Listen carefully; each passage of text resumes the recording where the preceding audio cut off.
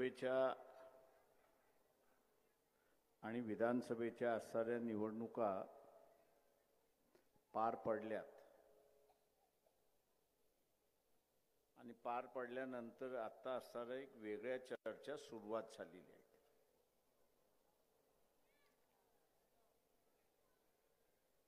जे सोशल मीडियाला बघतात त्या सोशल मीडियावरती असणारा काही प्रश्नांची चर्चा सुरुवात झाली आहे हे आपण लक्षात घ्या.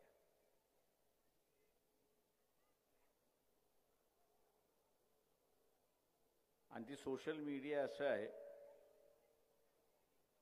की 1950 साली या देशामधल्या काही संघटना की ज्या सत्तेवरती आहेत, RSS सारख्या ज्या संघटना आहेत की ज्या सत्तेवरती आहेत, त्यांनी मास्तर खाली बसा, दोघंही खाली बसा किंवा बाजूला व्हा.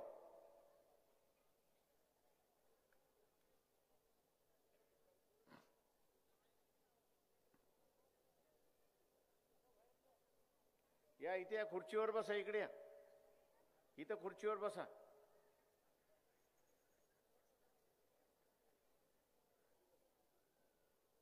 या संघटनांनी असं स्वतःशीच आणि जनतेशी एक आश्वासन दिलं होतं की जी घटना 1950 साली निर्माण केली तिला आम्ही मान्यता देत नाही, तिला आम्ही स्वीकारत नाही.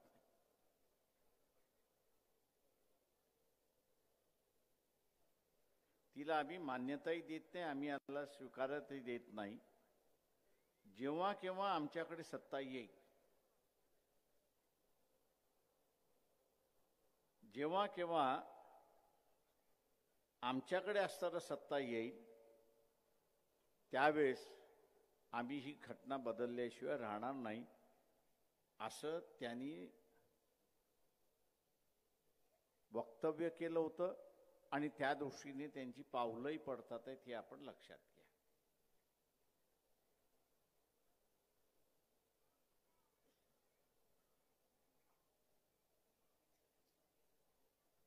तशी पावलंही पडतात.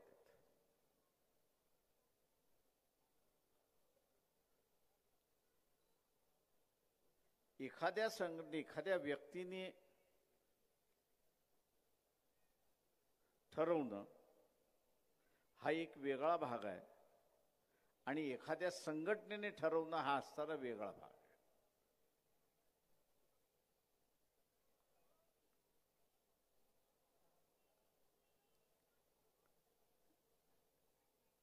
संघटना ज्यावेळेस ठरवते त्यावेळेस विचारपूर्वक ठरवते असं मी त्या ठिकाणी मानतो.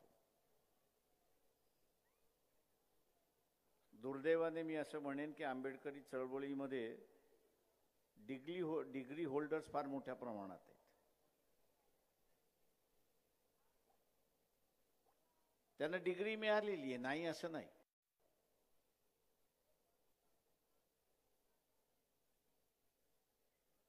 पण हे जे डिग्री होल्डर आहेत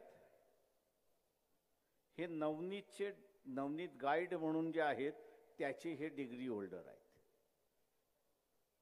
परीक्षेमध्ये प्रश्न काय येणार, ज्याला कोणाला असं हे बघायचं असेल तर मागच्या 10 वर्षाचे सगळे प्रश्न काढा, तुम्हाला एकही नवीन प्रश्न दिसणार नाही. आलटून पालटून याच्यातले 2, त्याच्यातले 2, त्याच्यातले 3, त्याच्यातला 1, त्याच्यातला 4 हा घ्या आणि पेपर टाकले जातो.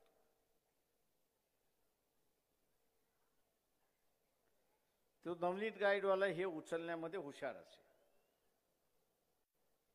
तो 10 प्रश्न नाही, तो 25 प्रश्न काढत असे. पत्त्यामधला सत्याचा खेळ तुम्हाला लोकांना माहित असेल, 21 पत्त्यामध्ये चालतो.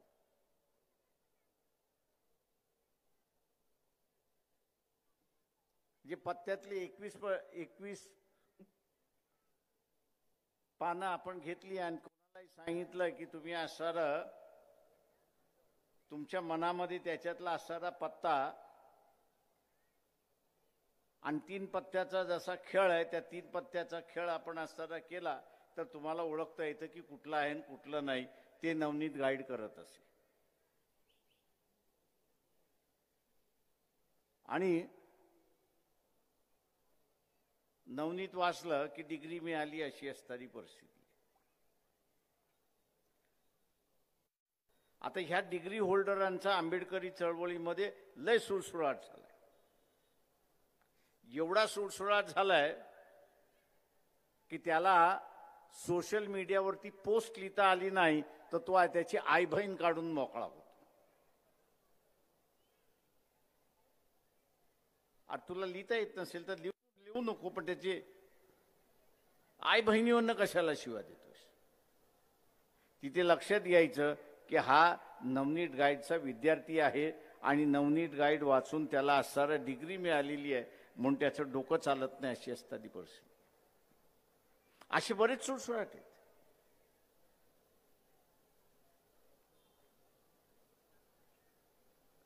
आणि ह्यानेच सगळं असताना चळवळीत गोंधळ घातला असं मी काढी म्हणणार.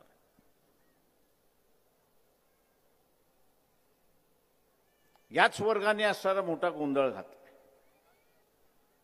ज्यांनी निश्चय केलाय ते त्यांच्या मार्गाने चाललेत. संधीची वाट बघतात आहेत की कधी आपल्याला तो बदल करता येईल. आज जसं सर्वच राजकीय पक्षांना आपण बघत असाल की लखवा मारलेला आहे. लखवा मारलं की वाचा जाते, लखवा मारला की हात चालत नाही, पाय चालत नाही. तशा रीतीने ह्या राजकीय पक्षांना लखवा मारलेला आहे. आणि म्हणून कुठल्याही प्रश्नावरती बोलत नाही अशी असणारी परिस्थिती आहे. अमेरिकेतून ज्या भारतीयांना अमेरिकेतल्या विमानाने आणलं त्यांचे हातपाय बांधलेचे फोटो आले.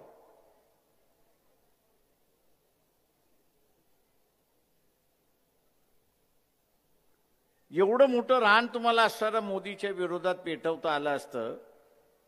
का रे बाबा, तू भिकारी आहेस का? विमान तुझ्याकडं नाही का? तू पाठवायचं होतं विमान त्या लोकांना घेऊन यायचं जसं इतर जगातल्या पंतप्रधानांनी केलं, राष्ट्राध्यक्षांनी केलं.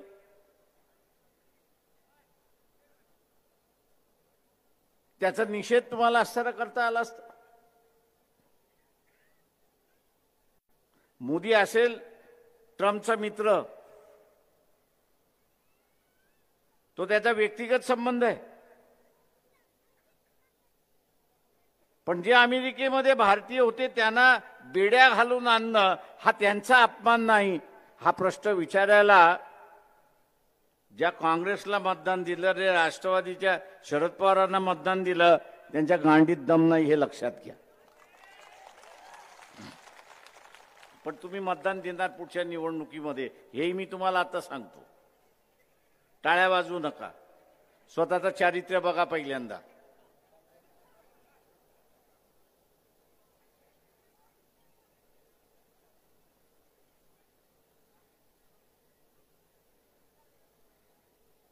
आपण आपलं स्वतःचं चारित्र्य बघितलं पाहिजे की माझं चारित्र्य काय आहे.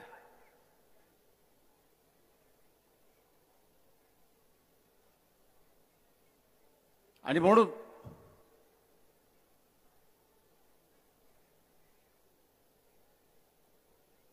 ज्यांच्या मध्ये धमक नाही,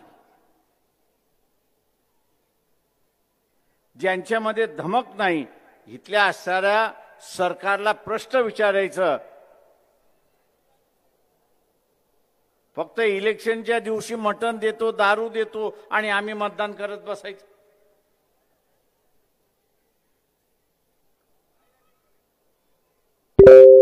आज आम्ही म्हणतो की आम्हाला कोण विचार, अरे तुम्हाला विचारणार कशासाठी? तुमचं चारित्र्य आहे कुठे?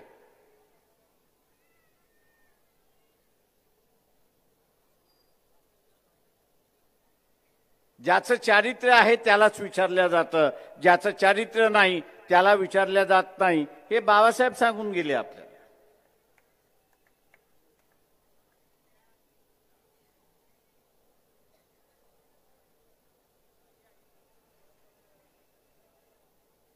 हे चारित्र्य आपण असलं पाहिजे. चारित्र्य नसेल तर आपल्याला पुढचंही काही दिसत नाही. आणि म्हणून म्हटलं सोशल मीडियावरती, टीव्हीच्या मीडियावरती नाही, वर्तमानपत्राच्या मीडियावरती नाही, पण सोशल मीडिया, मोबाईलवरती चालणारा सोशल मीडिया, या सोशल मीडियावरती ही चर्चा आपल्याला ऐकायला मिळते.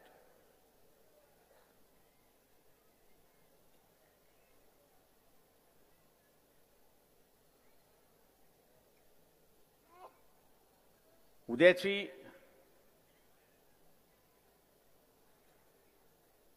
ही घटना बदलली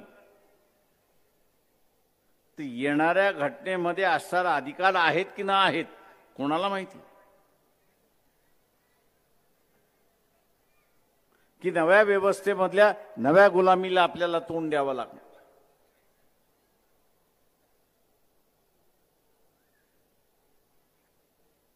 रासू गवई यांचा मुलगा सुप्रीम कोर्टाचा जज आहे. किती जणांना माहिती आहे? हात वरती करा.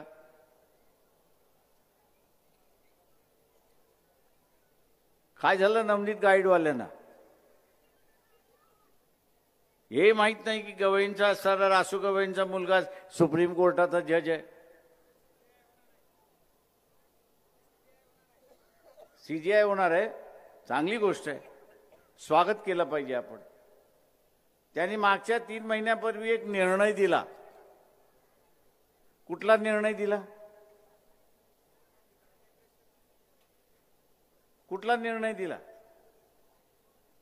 नवनीतच्या गाईडच्या विद्यार्थ्यांना असणार डिग्री होल्डरना विचारतोय, कुठला निर्णय दिला? बरोबर. अरे मराठीत बोल म्हणजे लोकांना कळेल. मला इंग्रजी कळतं थोडं थोडं.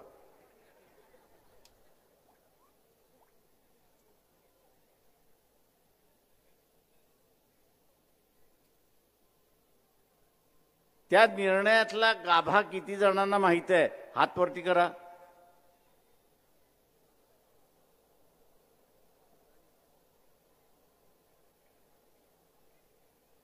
एकालाही माहित नाही.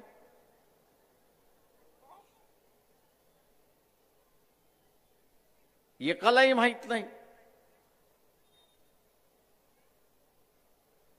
त्या निर्णयामध्ये असं म्हटलेलं आहे की ज्याला आरक्षणाचा लाभ मिळालेला आहे, मग तुम्हाला शिलाई मशीन सुद्धा मिळाली असेल तर यापुढे तुम्हाला आरक्षण मिळणार नाही, यापुढे तुम्हाला लाभ मिळणार नाही.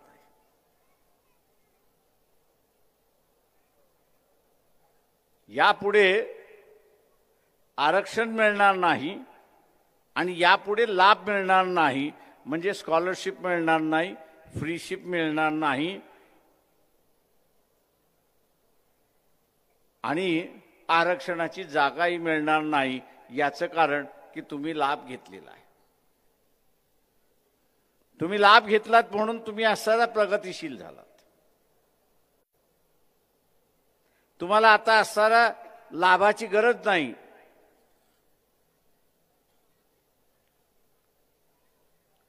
हा निर्णय दिलेत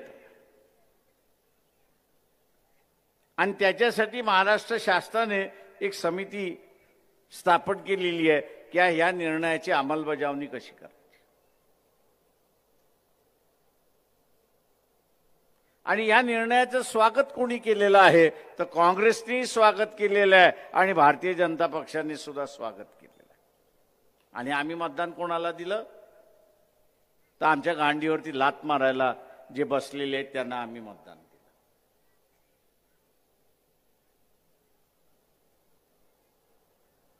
म्हणजे जे अधिकार काढून घ्यायला निघालेले आहेत त्यांनाच आम्ही असं मतदान देतोय आणि म्हणतोय वा वा तू काय फार चांगली किक मारली आहे, अजून 2 किक माझ्या बोछ्यावरती मार, असं मी त्याला असताना सांगतोय.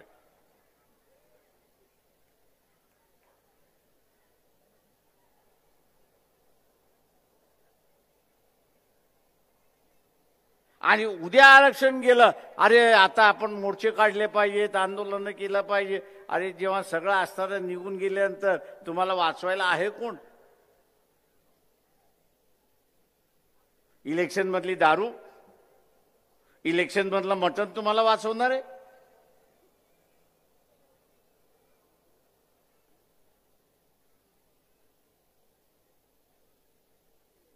इलेक्शन मधली दारू, इलेक्शन मधलं मटण तुम्हाला वाचवणार आहे की ज्या काँग्रेसला मतदान दिले ते लढणार आहेत?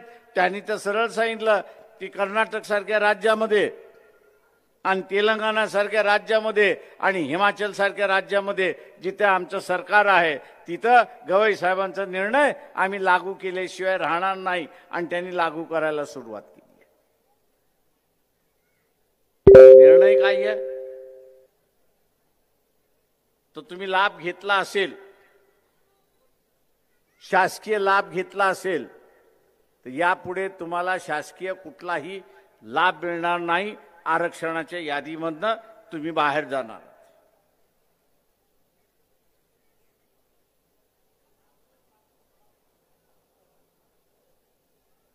बाबासाहेब असं म्हणाले होते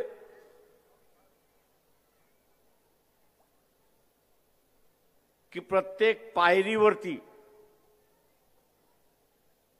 जिथे तुम्ही उभे आहात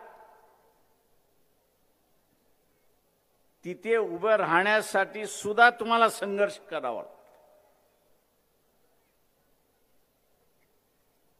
पुढची पायरी तर सोडा, पण जी पायरी तुम्ही गाठलेली आहे त्या गाठलेल्या पायरीवरती सुद्धा टिकणं याच्यासाठी तुम्हाला संघर्ष करावा लागेल. आणि म्हणून त्यांनी गाड्याचं उदाहरण दिलं की हा गाडा आहे, हा इथपर्यंत खेचत आणलेला आहे. तुम्हाला पुढे घेऊन जाता असेल तर पुढे घेऊन जा, पण पुढे घेऊन जाता येत नसेल तर कुठल्याही परिस्थितीमध्ये तो पाठीमागे येऊ देऊ नका. ही जबाबदारी आपल्यावरती बाबासाहेब टाकून गेले.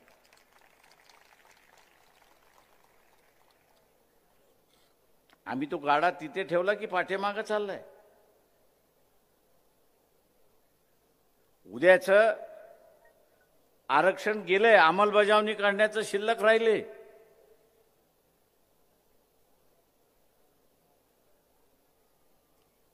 उद्या पोरगा मेडिकलला गेला, इंजिनिअरिंगला गेला, कॉलेजमध्ये गेला, त्याच्या फिया भरू शकतो का आपण?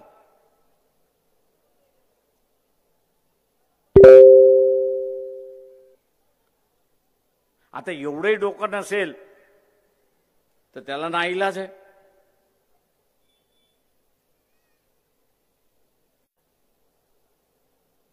एवढंही डोकं नसेल की परिणाम काय होणार हे जर आम्हाला कळायला जर डोकं नसेल तर तुम्हाला वाचवणार कोण आहे? दारू वाचवणार आहे, मटण वाचवणार आहे की काँग्रेसला दिलेलं मतदान तुम्हाला वाचवणार आहे?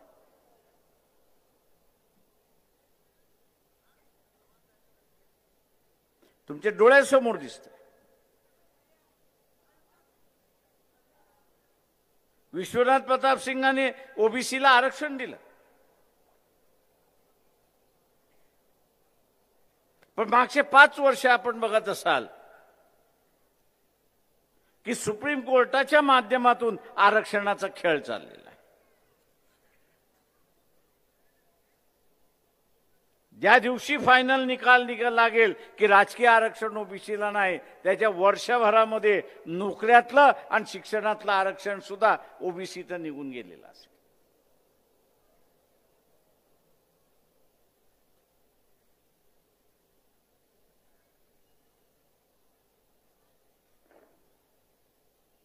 त्यातून सगळ्यांना फायदा होतो असं मी मानत नाही,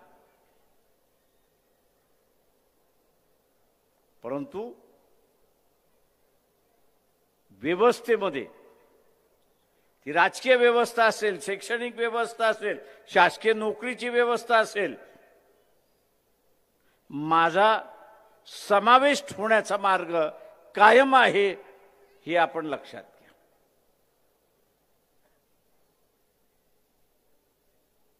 राजा महाराजांचा असणारा कालखंड होता. तुमच्यापैकी तुमचे बापदादे जे होते ते तिथे असणारा चौबदार तरी होते का?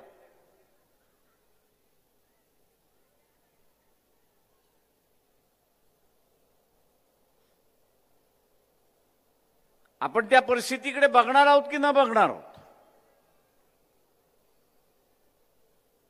महात्मा फुले असतील, शाहू महाराज आहेत, बाबासाहेब आंबेडकर आहेत की ज्यांनी आम्हाला नुसतं चोपदार नाही तर आता यांनी म्हटल्यासारखं सुप्रीम कोर्टाच्या चीफ जस्टिसची सुद्धा खुर्ची आम्हाला मोकळी करून दिली. ती व्यवस्था आम्ही टिकवणार आहोत की न टिकवणार आहोत?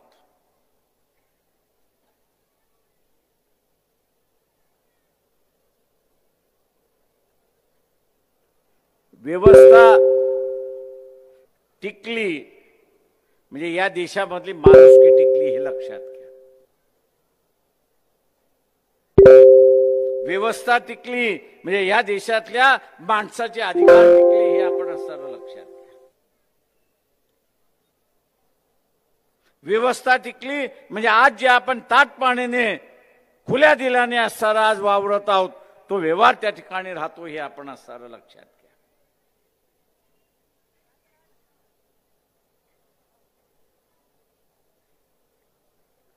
दुर्दैवाने मी असं म्हणेन की हा आंबेडकरी चळवळीला, फुले शाहू आंबेडकरी चळवळीच्या माणसाला रोग लागलाय की तो सगळ्याच गोष्टी पैशामध्ये मोजायला लागलेला आहे. माझ्या बापाच्या 9 फॅक्टऱ्या होत्या. किती फॅक्टऱ्या होत्या? 9 फॅक्टऱ्या होत्या.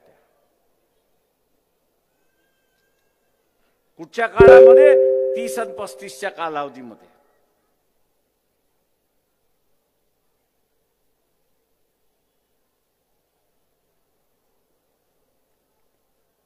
पण नंतरच्या कालावधीमध्ये काय?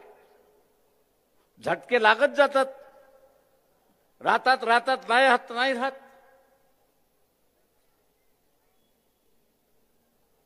सांगण्याचा माझा मुद्दा आहे की पैसा ज्याला आपण असणारा सगळंच सुरक्षितेचं कवच आपण समजतोय तो आहे तोपर्यंत लोक तुमच्या बरोबर आहेत. ज्या दिवशी तो संपला मुंगळ्यासारखे सगळे पळून जातात. टिकत नाही अशी असणारी परिस्थिती आहे. टिकत राहतात अशी असणारी परिस्थिती आहे.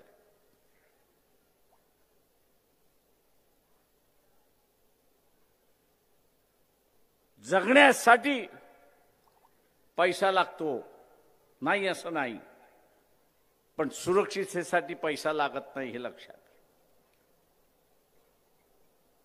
सुरक्षा ही व्यवस्थाच देते हे आपण असं लक्षात घ्या.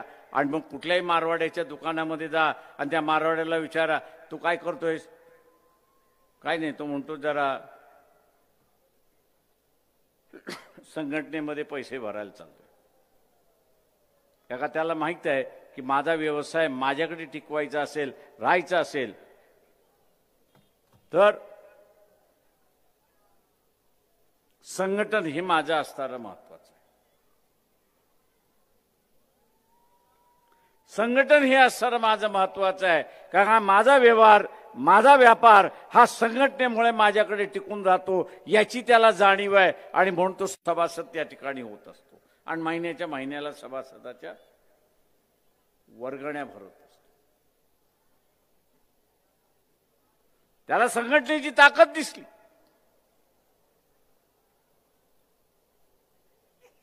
आणि म्हणून तो आज या व्यवस्थेमध्ये टिकला.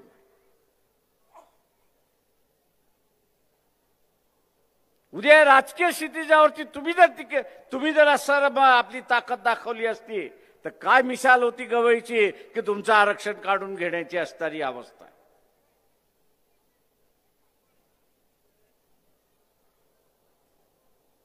मला काय अधिकारी मिळाले ते म्हटले प्रकाश इलेक्शन आरक्षण राहिलं न राहिलं.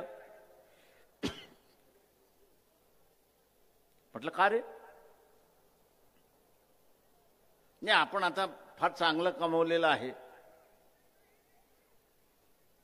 म्हटलं मला मान्य आहे. म्हटलं सरकारी अधिकारी म्हटलं की त्यांनी कमवलेलं आहे याच्याबद्दल दुमत नाही.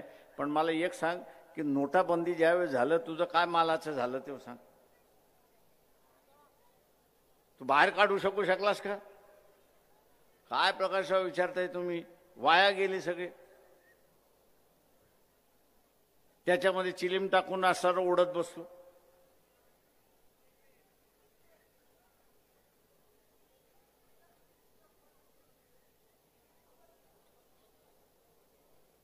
म्हटलं म्हणजे राजाचा रंगच झालास ना तू. त्याच्यानंतर कमवलेस ते वेगळा भाग आहे म्हटलं होतं. पण नोटबंदीच्या कालावधी तू राजा त्याच्या अगोदर होतास. पण नोटबंदीच्या कालावधीमध्ये तू असताना म्हटलं रंक झाला होतास की नाही सांग. तो म्हटलं झालं होतं ना. आणि म्हटलं उद्या तुझं आयुष्य संपलं म्हटलं होतं. का तू अगोदर आरक्षण घेतलंय पण तुझ्या पोराचं काय. उद्या तुझ्या पोराला नोकरी लागली नाही काय होणार आहे.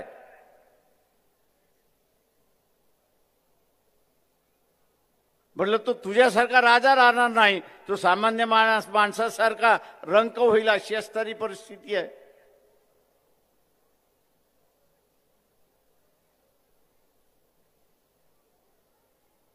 जो चुकीचा पायंडा पडत चाललेला आहे त्याला दुरुस्त करण्याची गरज आहे हे आपण असं लक्षात घ्या.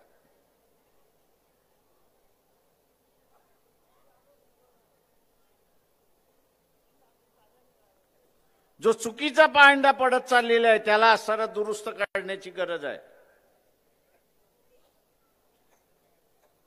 आणि चुकीचा पायंडा काय पडतोय की मी असताना मानतोय की मला चळवळीची गरज नाही. माझी आर्थिक स्थैर्यता ही माझी गरज आहे. आर्थिक स्थैर्य ही गरज आहे नाही असं नाही. पण ती शाश्वत देत नाही हे लक्षात घ्या. चळवळ ही शाश्वत देते. व्यवस्था ही शाश्वत देते. सिस्टम ही आपला अधिकार देतो हे आपण लक्षात घ्या. उद्या त्या संविधानामध्ये आरक्षणाचं तत्व नसतं तर तुम्हाला आरक्षण मिळालं असतं. उद्या त्या संविधानामध्ये मानवतेचा अधिकाराचा हक्काचा आलेख नसता तर तुम्हाला काय अधिकार मिळाले असते.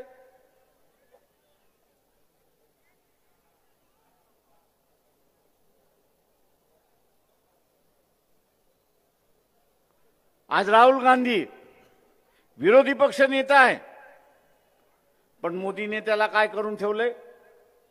वाघाचं मांजर करून ठेवले अशी असणारी परिस्थिती आहे. उठ उठ बसत बस अशी अवस्था करून ठेवलेली आहे.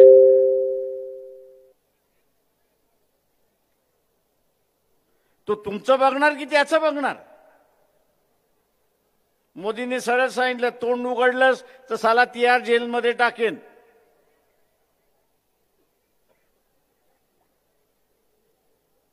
तो तुमच्यासाठी तिहार जेलमध्ये जाईल की बाहेर राहून आपल्या आयुष्य जगत राहील. कोणासाठी लढेल तो.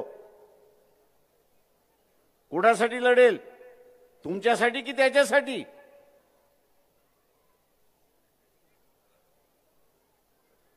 स्वतःचं पोरगा पोलीस स्टेशनला घेऊन गेला तर त्या पोलिसाला आपण काय म्हणतो. जा घेऊन माझ्या पोराला. आपण काय म्हणतो. काय म्हणतो आपण त्या पोलिसाला.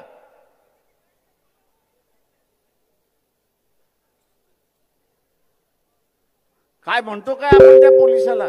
घेऊन जा. मग काय म्हणतो आपण. घे आणि सोड.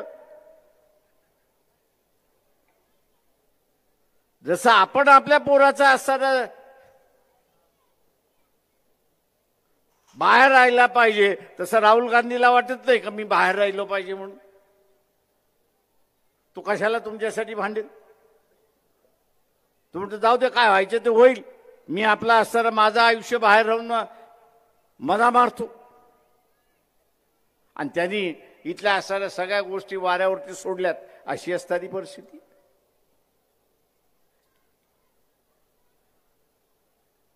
आणि म्हणून बाबासाहेब म्हणत असत की आपलं डोकं आपल्याच खांद्यावरती असलं पाहिजे, आपली मान दुसऱ्याच्या खांद्यावरती असता कामा नये. कधी सुरी फिरवेल हे कळत नाही.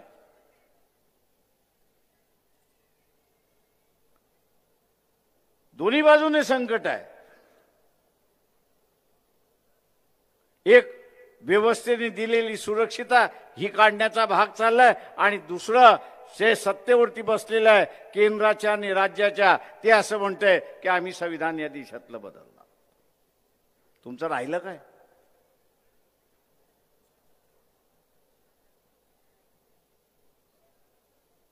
आणि आम्ही काय करतोय आज? कोणाची जयंती साजरी करतो? कोणाची करतो?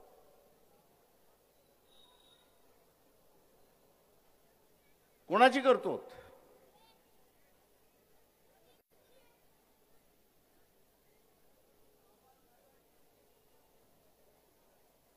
महान विद्वान आपल्या सभेमध्ये बसलेले, त्याचं स्वागत करतो मी. विचारायचं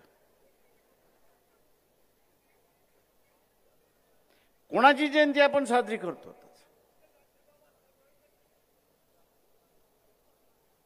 दुसरं विद्वान आपल्याला दिसलं.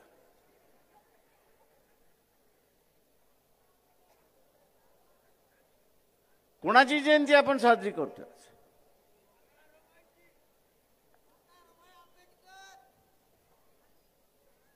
दोन विद्वान ह्या सभेमध्ये आले, त्यांचं स्वागत करतो. पण आपण का जयंती साजरी करतोय?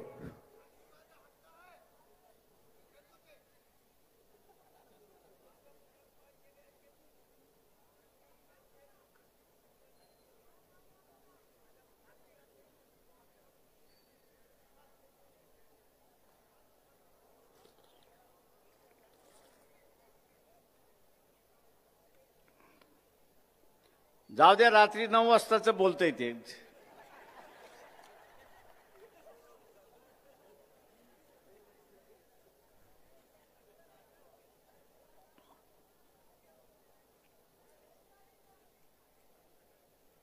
आपण ही जयंती का साजरी करतो?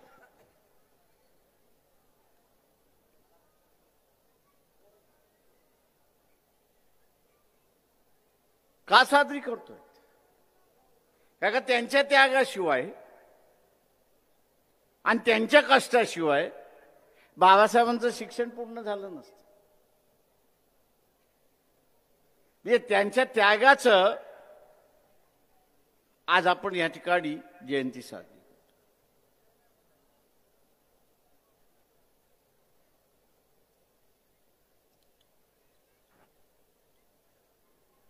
त्यागाचं असणारं जे प्रतीक आहे,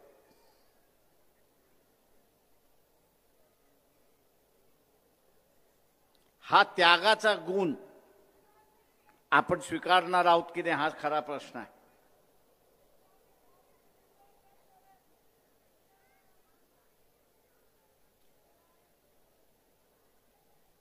त्यागाचा गुण हा असणारा सगळ्यात महत्वाचा भाग आहे.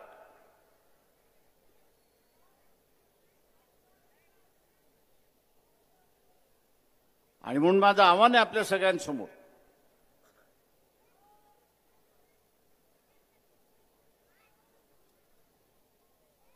आणि सगळ्या महान विद्वान ज्या आंबेडकरी चळवळीमध्ये बसले त्या सगळ्यांना माझं असणारं आव्हान आहे, कृपा करून डोकं चालू नका. त्या डोक्यामध्ये मेंदू नाहीये. त्या मेंदूमध्ये असणारा फक्त नवनीत बसलेला आहे, दुसरा कोणच बसलेला नाही. तेव्हा नवनीत हा विचार करायला सांगत नाही, फक्त असणारं गिरवायला सांगतो आणि ते वर्तमानपत्रावर आणि ते परीक्षेच्या पत्रावरती तुम्ही गिरवलं आणि तुम्हाला डिग्री मिळाली, एवढीच फक्त तुमची लायकी आहे, ही पहिल्यांदा लक्षात घ्या. लय जरी शिव्या घालतात सध्या. म्हटलं शिव्या घालायच्या तेवढ्या घाला, म्हटलं मला काही फरक पडत नाही, पण तुमचं हे कॅरेक्टर आहे, हे लोकांसमोर आल्याशिवाय आणि आणल्याशिवाय मी राहणार नाही, हे लक्षात घ्या.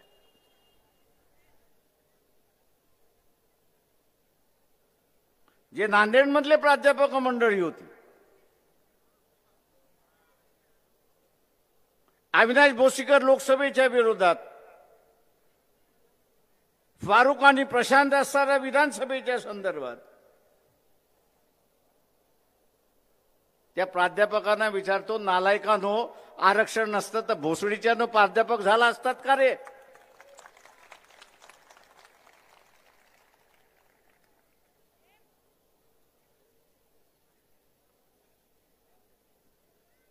आणि तेच काँग्रेस आज असताना म्हणतंय की आम्ही गवईंनी दिलेला निर्णय लागू केल्याशिवाय राहणार नाही. लाज लज्जा असेल तर पहिल्यांदा प्राध्यापकीचा असताना राजीनामा द्या आणि स्वतःच्या ताकदीवरती प्राध्यापक होऊन दाखवा या ठिकाणी. पुन्हा उद्या हे सगळे माझ्या नावाने दगड फोडायला सुरुवात होतील. आम्हाला शिवी दिली, बाबासाहेबांच्या नातवाने आम्हाला शिवी दिली. अरे नालायकानं, तुम्ही त्याच लायकीचे आहात हे पहिल्यांदा लक्षात घ्या. तुमची दुसरी लायकी नाहीये.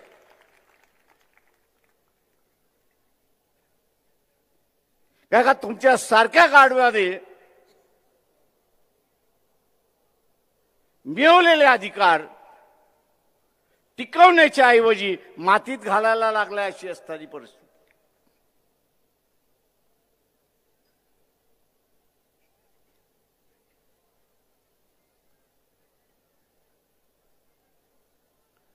इथे तुमच्या विरोधात आरक्षणवादी जे आहेत, मग तो ओबीसी मधला असेल, एससी मधला असेल, एसटी मधला असेल, याच्या विरोधात कोण कोण आहे? तो काँग्रेस विरोधात आहे. शरद पवारांची एनसीपी विरोधात आहे. भारतीय जनता पक्ष विरोधात, आरएसएस हे तुमच्या विरोधात आहेतच.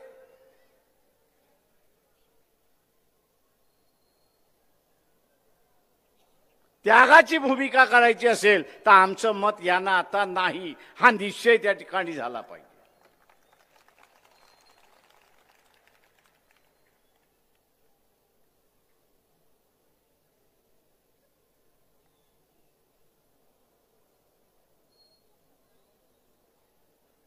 आणि म्हणून मित्रो,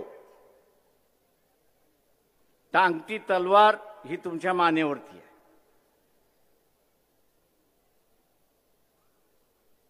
ती टांगती तलवार आता असणारा चळवळ वाचू शकत नाही, ती तुम्हालाच वाचवावी लागणार आहे. आज घ्या ना मुसलमानांचं, बे काँग्रेस, बे 2-3 काँग्रेस,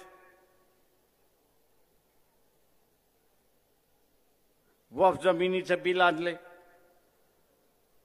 काँग्रेस त्याला काय विरोध करणार आहे? मुसलमानांच्या वक्फ जमिनी गेल्या अशी असणारी परिस्थिती आहे.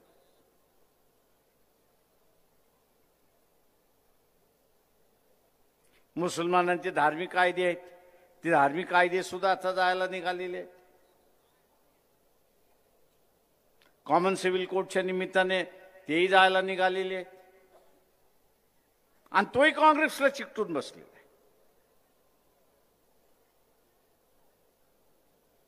त्याच्यापासून शिका. उद्या मुसलमानांची झालेली अवस्था ही आपली अवस्था होऊन घ्यायची नसेल तर स्वतःच्या पायावरती उभं राहायला आपण शिकलं पाहिजे.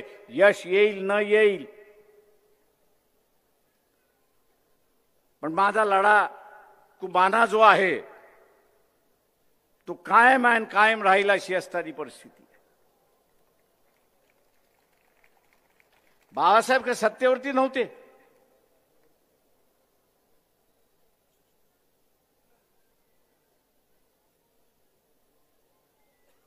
बाळासाहेबांच्या पाठीमागे त्या काळची जनता होती आणि त्या जनतेने आज सगळं बदललं. अरे त्या कुत्र्याला पकडा. अरे काय बसत नाही त्याला, घ्या आतमध्ये इकडे.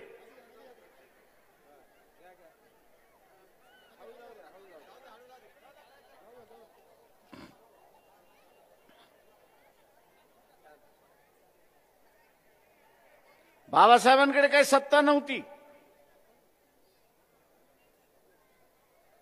पण त्या काळची जनता बाबासाहेबांबरोबर होती आणि त्या जनतेनेच परिस्थिती बदलली.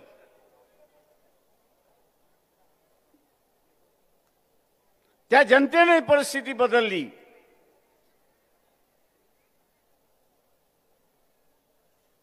आज तुमच्याकडे सुद्धा तीच ताकद आहे आणि ती ताकद तुम्हाला असताना वापरावी लागणार आहे, हे लक्षात घ्या.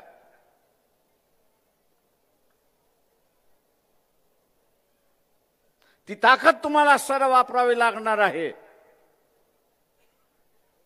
आणि ज्या दिवशी ही ताकद तुम्ही वापरणार आहात, मताच्या स्वरूपामध्ये तुम्ही असताना वापरणार आहात, त्या दिवशी हितली व्यवस्था तुमच्यासमोर झुकलेली असेल, हे लक्षात घ्या. सत्ता आहे की नाही हा वेगळा भाग आहे.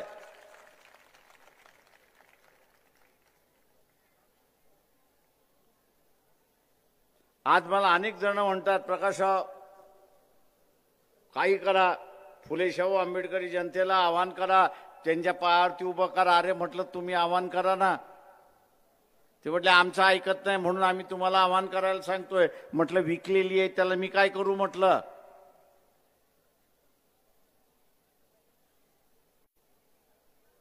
फुले शाहू आंबेडकरी जनता म्हटलं विकलेली आहे, पैशाला विकलेली आहे, मटणाला विकलेली आहे, दारूला विकलेली आहे, अशी परिस्थिती आहे.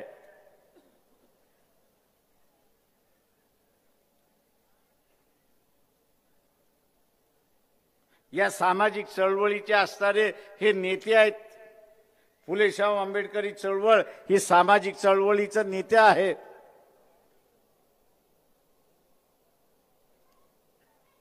त्यांच्याकडे जेवढी ताकद आहे तेवढा धनगर म्हणतो माझ्याकडे नाही, माळी म्हणतोय माझ्याकडे नाही, कुंभार म्हणतोय माझ्याकडे नाही, लोहार म्हणतोय माझ्याकडे नाही. हा उभा राहिला तर आम्ही याच्या पाठीमागे जाऊन उभा राहू. हाताला हात देऊन ते ठिकाणी असतात. पण दुर्दैवाने फुले शाहू आंबेडकरी चळवळीतली मशाल आपण जे आहात, तो मिनमिनता दिवा व्हायला चाललाय, अशी असणारी परिस्थिती आहे. ज्या दिवशी ही मशाल पुन्हा पेटलेली आपल्याला दिसेल, त्या दिवशी हे जे संविधान बदलणारे जे आहेत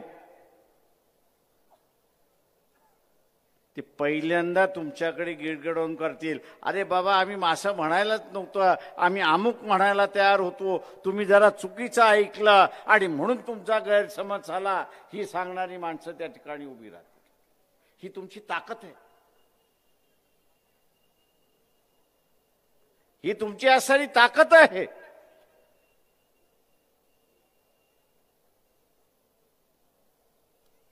पण त्या ताकदीलाच आपण विसरलेला आहात.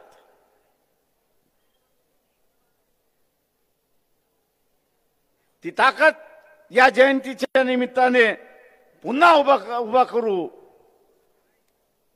अशी प्रत्येकाने प्रत्येकाला नाही